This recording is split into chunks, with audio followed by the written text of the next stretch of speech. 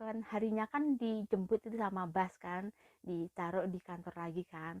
Nah berdiri lagi di kantor itu, masih berdiri lagi, dihukum lagi kan, setiap datang kan jam 8 pagi itu berdiri di situ.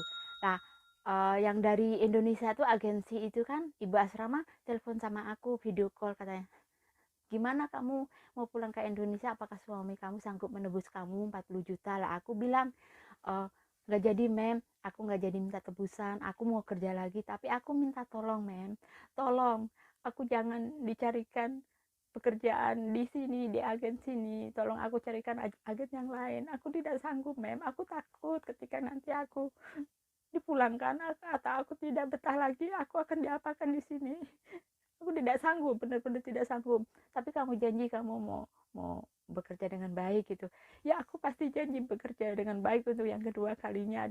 Insya Allah aku betah-betahin kayak gitu kan. Kan masih punya utang 3 bulan itu, 6 bulan potongan baru aku kerja 3 bulan kan. Nah aku dipindahlah ke agen yang lain teman-teman.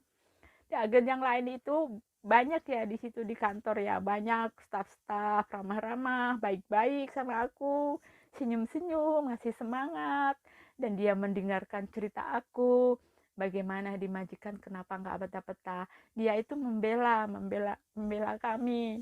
Ternyata begini teman-teman, agensi di Singapura itu tidak, ya memang tidak sama dengan di Hong Kong sekarang ini ya. Kalau di Hong Kong ini yang aku tahu dia berpihak kepada kami-kami, dia berpihak kepada kami-kami, dan hukumnya kan memang hukum adil di sini ya.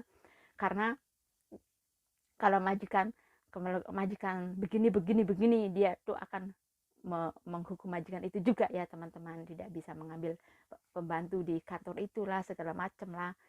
Intinya setahu aku di agensi Hong Kong ini dia membela kepada kami-kami, tapi di Singapura itu bukan semua agensi kayak gitu ya teman-teman, sebagian aja, tidak semua. Yang aku dengar itu mungkin karena nasib aku aja, itu salah satu oknum ya teman-teman, salah satu oknum. Mungkin tidak semua, buktinya di agensi yang lain itu baik, dan aku melihat ketika ada yang dipulangkan, ketika ada yang bermasalah, dia juga nasehatin baik-baik, dan anak itu juga semangat, tidak menangis, tidak sakit hati, dia itu tidak menyakitin siapa-siapa kayak gitu kan. Jadi tidak semuanya, mungkin salah satu oknum. Dan akhirnya aku mendapat majikan yang baik, dan aku bekerja selama 2 tahun finish teman-teman. Alhamdulillah dia itu yang menganggap aku itu kayak anak sendiri. Aku merawat orang tua, dan orang tua itu menganggap aku anak sendiri, baik. Dari uang jajan, dari sikat, odol, semua kebutuhan dibelikan sama dia. Dan uang aku itu setelah 3 bulan berlanjut potongan habis itu, aku kirim-kirimkan pulang ke Indonesia itu. Kan dulu masih 5 juta, utuh 5 juta, risitnya aku simpan ya, 5 juta untuk kebutuhan di kampung ya.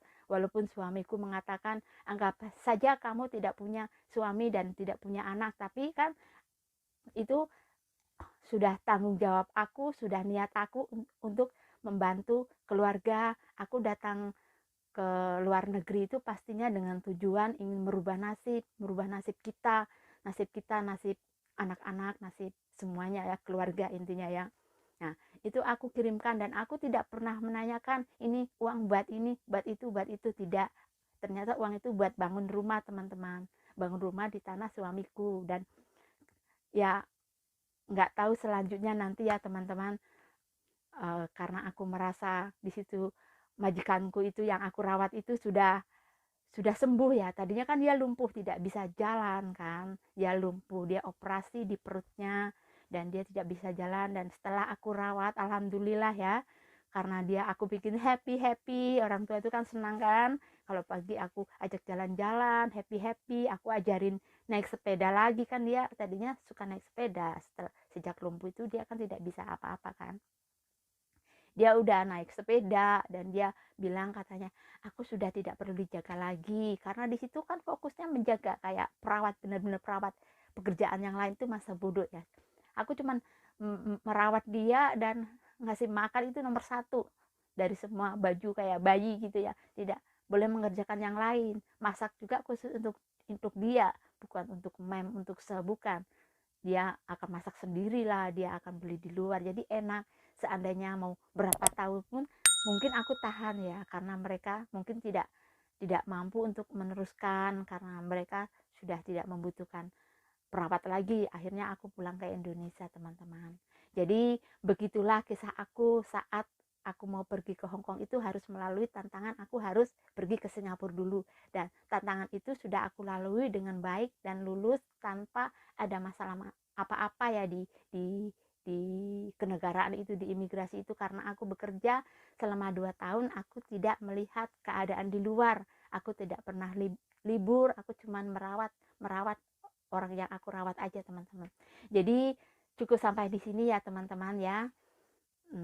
Aku sangat berterima kasih ya, Nia TKW Hong Kong mengucapkan sangat berterima kasih karena sudah menonton dan menyimak video ini. Semoga video ini dapat bermanfaat untuk teman-teman semua, karena kita semua punya pengalamannya berbeda, tidak sama. Ini kisahku, pengalamanku ya, ketika aku bekerja ke Singapura mendapatkan majikan yang super luar biasa. Jadi cukup sampai di sini. Jangan lupa like, komen, dan subscribe video ini ya, teman-teman. Sampai berjumpa di video-video selanjutnya nanti ya. Terima kasih. Wassalamualaikum warahmatullahi wabarakatuh.